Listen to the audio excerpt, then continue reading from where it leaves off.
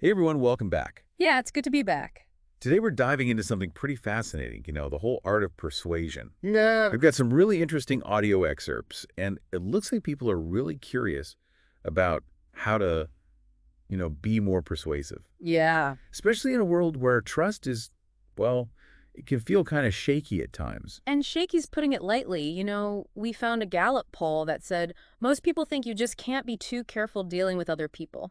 Really? And get this, only 4% fully trust the people they've done business with recently. 4%. Wow, that's pretty wild. It is. I mean, no wonder people are looking for like a persuasion power-up, right? Absolutely. And that's why this is such a golden opportunity when everyone's skeptical, being trustworthy.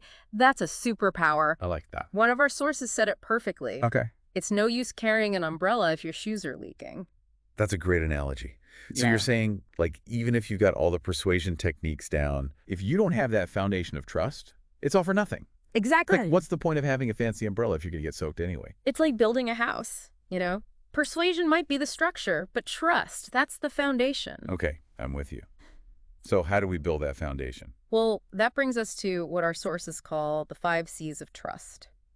Okay, the 5 C's. I'm intrigued. What's the first C? The first one's character. Character. Okay, that makes sense. Like, people can usually spot a phony. Oh, yeah. And nothing destroys trust faster than if people think you're not sincere. Right. It's got to be more than just talk. You Yeah. actually have to, walk the walk. Actions speak louder than words. Exactly. One of our sources talked about this company that was trying to rebrand as like super eco-friendly, Okay. but they were still using tons of plastic in their packaging. Oh, wow. It totally backfired. Yeah, I can see that. People can see right through that kind of thing. And it actually hurt their sales. Yeah. So it's not just about seeming trustworthy. It's about actually being trustworthy. You got it. Okay, so the next C is competence. Competence, all right. So it's not enough to just be a good person. You also got to know what you're talking about. Right. One source called it the muscle behind persuasive power. Okay, I like that. It's one thing to have good intentions, but you need the skills to back it up. Like that story about the computer salesperson who knew less about the product than the customer? Oh, yeah. Ouch. That's rough. And, it's not just about having all the knowledge. It's also about being willing to learn Okay. and to admit when you don't know something. Really? There's actually a study where a CEO admitted they didn't have all the answers, and it made investors more confident. Wow, that's kind of counterintuitive, isn't it? You'd think they'd want someone who had all the answers. You'd think so, but it's about humility. So admitting you don't know everything can actually make you more persuasive. It's refreshing. Yeah, especially in a world where everyone pretends to be an expert on everything. Okay, so C number 3 is confidence. All right, confidence. Yeah, that makes sense. But isn't there like a fine line between confidence and arrogance? That's a great question, and one of our sources addresses that directly. Okay. They say true confidence isn't about ego. It's about self-awareness. Like you're not trying to be someone you're not. Exactly. It's like when you're truly confident in yourself, you don't need to brag Yeah. or put others down. You can even admit your weaknesses without feeling threatened. Exactly. It's that quiet confidence that's really persuasive. Okay, I see that. All right, next up is credibility. Credibility, yeah, that's got to be huge, especially these days. It's harder than ever to earn, and there was a poll, only 11% of people felt like others were really credible. 11%, that's pretty scary. It is, and it shows how important building credibility is. That makes sense. So how do we do that? One source gave a great example, Avis, the rental car company. Oh yeah, we try harder. They owned the fact they weren't number one. So they turned a weakness into a strength. Exactly. They had to try harder, and that built credibility. That's smart. It's about being honest, even when it's not flattering. It makes you more relatable. Okay, last but not least, congruence. Congruence. Okay, break that down for me. Think of it as walking the talk. Okay. Your actions match your words. So like if you say you care about the environment, you actually, recycle and stuff. Exactly. Imagine a politician who's all about family values, but is caught having an affair. Yeah, that would completely destroy their credibility. Or companies that talk about diversity, but their leadership team is all, one type of person. Right, that disconnect is so obvious. It erodes trust big time. Okay, so congruence is all about being authentic and consistent. And making sure your actions reflect your values. Okay, I'm really starting to get how these 5 C's all work together. They build that solid base of trust. But what about those other persuasion techniques, like logic and emotion? Great question. That takes us to the next level of our deep dive. Okay, I'm ready. We'll explore building rapport, how to understand what motivates people, So good. and how to make messages that resonate both logically and emotionally. Let's do it. Yeah. Okay, so we've got that foundation of trust with those 5 C's, but I'm really curious about these 2 paths of persuasion, logic and emotion. Ah, yeah, those are key. Are there like 2 separate roads that lead to the same destination? That's a great analogy. Okay. They are different paths, but they work best together. Okay. Think of logic as like the foundation and emotion as the fuel. I like that. Logic gives you the reasons, but emotion, that's what gets people motivated. So we need both the what and the why. You got it. Interesting. One of the sources even said people don't buy what you do, they buy why you do it. Oh, I've heard that before. Yeah, it's powerful. It is. But which one comes first? Do we lead with logic to, build credibility, or do we hit them with the emotion to grab their attention? Well, one source said it depends on the person you're trying to persuade. Like, are they super analytical, data-driven? Right. Or are they more, feeling-based, relationship-focused? And I guess it also depends on what you're trying to persuade them to do. Exactly. Okay, makes sense. Yeah. Now, our sources also mention these 12 subconscious laws of persuasion. Oh, yeah. It kind of sounded like mind control to me, to be honest. Maybe not quite mind control, Okay. but they are powerful, these psychological principles Okay. that, influence how we behave, and we don't even realize it. So like little shortcuts our brain uses. Exactly, like to make sense of the world, without overthinking everything. I mean, it's a little scary, but also fascinating. It is. Can we break down a few of those laws? Sure. Which one are you curious about?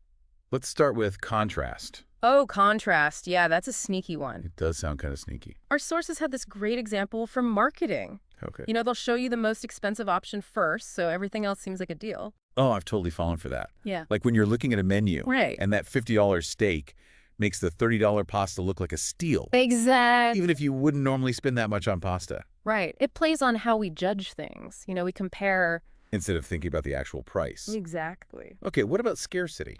Oh, yeah. Scarcity, that's a big one in marketing, too. I feel like I fall for that one all the time. We all do. Our sources talk about, like, Black Friday sales. Oh, yeah. They use scarcity to, make you feel like you got to buy now. It's that FOMO, right? The fear of missing out. Exactly. I've definitely bought things I didn't need just because I felt like I had to act fast. It's powerful. Okay, what about social proof? That one seems pretty straightforward. It is, but it works. Yeah. We're social creatures, so we look to others. Makes sense. Especially people like us. Right. Like, think about online reviews. Oh, yeah, for sure. You see a bunch of good reviews from people like you. You're more likely to trust it. You are. It's like that saying, if all your friends jumped off a bridge, would you? Right. But if they all left 5-star reviews for that new bungee jumping place, maybe. Maybe, yeah, it's that herd mentality. That makes sense. Social proof can be even more subtle than that. Okay. One of our sources talked about mirroring someone's body language. Mirroring, like just copying them. That sounds creepy. Not copying exactly. It's more like subtle, Okay. matching their energy level, even their breathing rate. So it's more about creating a connection, like an unconscious one. Exactly. Like two dancers, finding their rhythm together. Okay, yeah, that makes more sense. Huh. What about authority? Ah, authority. Every ad has a doctor or a celebrity endorsing something, right? It's true. It's everywhere. Our brains are kind of wired to trust experts. It's like that 9 out of 10 dentists recommend. Exactly. Even if you don't know those dentists. Makes you wonder which toothpaste they actually use. Right. And it makes me think of that Milgram experiment Oh, wow, yeah. where people gave electric shocks just because someone in a lab coat told them to. So we're pretty susceptible to authority figures. We are, but ethical persuasion, that's about using these things responsibly. Right, not to manipulate. Right. Okay, what about liking? It's Yeah.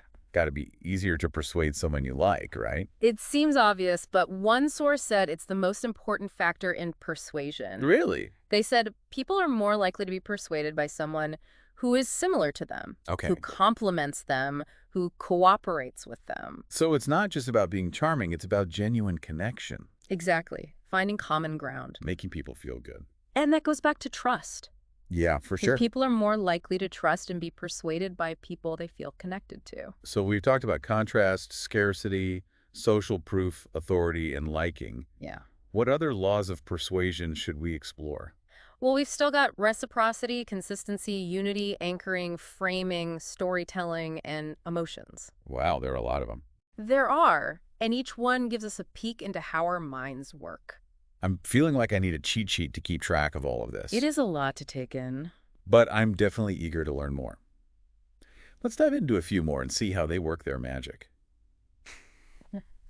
Okay, my brain is pretty full with all these laws of persuasion, but I'm ready for more. All right, let's do it. Where do we go from here? Well, let's talk about a few more of these subconscious influencers. Okay. Like reciprocity. Have you ever gotten like an unexpected gift or Yeah. a favor and you felt like you kind of had to, Oh, absolutely. return the kindness? Yeah, like when a store gives you a free sample, Right. you almost feel obligated to buy something, even If if you you weren't don't. gonna. Yeah, That's reciprocity. sneaky. It is. It plays on like our sense of fairness, Okay. And obligation. so like that free gift with purchase thing, Yeah, totally. it's all about triggering that I owe you one feeling. It is. Yeah. Okay, what about consistency? Consistency. All right. This one's about how much we want our actions to match our beliefs Okay. and our past commitments. Mm. Our sources talked about this study where people were way more likely to donate to a cause Well, if they had signed a petition for that cause before. so even a small commitment can lead to a bigger one later. Yeah. It's like we want to seem consistent. We don't want to be hypocrites. Exactly. Okay, another interesting one is unity. Unity. What's that about? This one says we're easier to persuade if we feel like we're part of the same group. So like that we're in this together feeling. Exactly. It's like when a brand builds a community Right. around its product, making customers feel like they belong, Exactly. Our sources said this is really effective in marketing. especially with younger people. Yeah, they want brands that match their values. That makes sense. Makes them feel like they're part of something. I'm starting to see how these laws, they can be used in a good way Oh, definitely. to build connections. To make messages more persuasive. What about anchoring? Anchoring. That's a bit more technical. Yeah, it sounds like it. It's how the first bit of info we get Yeah. can really influence how we judge things after that. Okay. Like one source said, imagine a real estate agent. Okay. They show you a super expensive house first. Okay. Then all the other houses seem cheaper. So it's like setting a high anchor point to Yeah. change how we see value. Yep. Good negotiators use this all the time. Clever. And then there's framing. Framing. Okay. This is all about the power of language Mm. and the context to shape how we see things. So like choosing the right words to make things sound better. Exactly, like 90% fat-free. Oh, yeah, that sounds way better than 10% fat. Right. Even though it's the same thing. It's all about spin. It is. Mm. Our sources said you got to understand your audience Okay. and frame your message to match what they care about. Okay. Oh, and of course, we can't forget storytelling. Ah, stories, yes. Everyone loves a good story. They do, and our brains are like hardwired for them. So it's not just about entertainment. No, it's how we make sense of things. Okay. Connect with other people. And remember stuff better. Way better than just facts and figures. It's like you're living the message. Exactly. And finally, emotions. Yeah, we talked about that earlier. The fuel for action. Right. One source put it perfectly. Logic makes you think, but emotion makes you act. I like them. So even the best logic needs that emotional hook. It's about appealing to, like, the head and the heart. Exactly. This has been an incredible deep dive. We've covered so much. It has. The 5 C's of trust, the 12 laws, personality types. Wow. It's been great exploring this with you. And remember, listener, this is just the beginning. Right. It's just a taste. The world of persuasion is huge. It's amazing. Keep learning. I'm already seeing things differently. That's what it's all about. Our challenge to you, listener, is to, start paying attention to all this. See these principles in action. Yeah, in ads, in politics, even with your friends and family. It's like having a secret decoder for people. It is. And the more you know, the better you'll be at communicating. At understanding things. At persuading, in a good way. This has been so insightful. Yeah. Thanks for taking us on this journey. My pleasure. And to our listener, keep exploring, keep learning, and keep those persuasion muscles flexed. Well said. And that's it for today's deep dive. See you next time.